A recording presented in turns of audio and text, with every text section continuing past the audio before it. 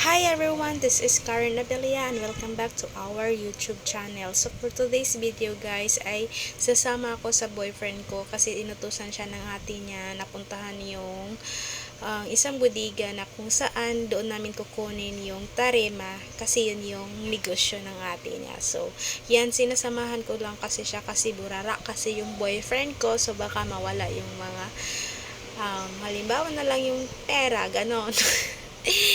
Hindi naman sa wala akong tiwala. May tiwala ako sa boyfriend ko, pero minsan kasi nakakalimutan niya kung saan niya nilagay, tapos sasabihin niya hindi niya maalala, ganun palang, parang si Alice Go lang yung era, ganon. So ganon, so sumama din ako sa kanya para din ma-experience ko kung ano yung trabaho na pupuntahan niya. So ayan, nakita ko na nga yung trabaho na pinupuntahan niya. So hindi pala siya ganun kadali yung trabaho na ginagawa niya. So I feel bad for him lang kasi alam kong sinasabi lang niyang hindi mabigat para ma-at ease yung ano. Pero wala din na kasi akong magawa kasi hindi naman ako pwedeng magbukat siya. Baka sabihin ng mga laki dyan na inabuso niya ako, ganun. So, yun lang.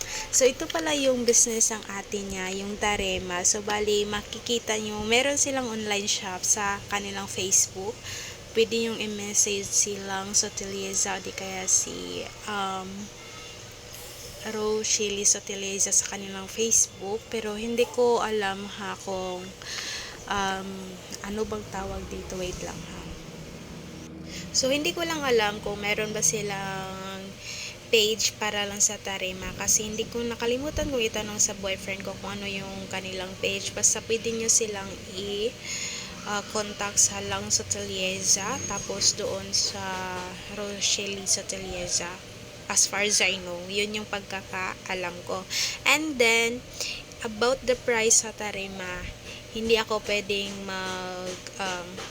mag-drop dito ng price kasi hindi naman ako yung nagmamanage ng kanilang negosyo. So, pwede nyo silang i-contact at magtanong kayo kung magkano yung mga bundle kayong isang tarema.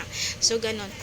So, yung tarema pala ng kanilang binebenta is ano siya, maganda siya, super pulido nila. Pwede mo silang gawing chair, pwede mo gawing higaan. Yun nga pala yung Tarema yung hinagaan namin, ginagawa naming bed frame dito sa aming boarding house. So yan siya, napaka niyang yung klase ng Tarema, napaka alam niyo yung solid, yung hindi siya maagad-agad na sisira, hindi siya binubukbok ganun. So yan, so you can message them in their Facebook page, and then hindi ko pa pwedeng ibigay yung numbers nila kasi hindi pa ako nakapagpaalam. So, yun lang yung ating gana for today. So, I hope you enjoy this video. So, thank you for watching, and dalawa kami pumunta doon pero ako na lang mag-isang umuwi kasi hindi kami magkasya doon sa sasakyan. So, bye guys! See you in my next video!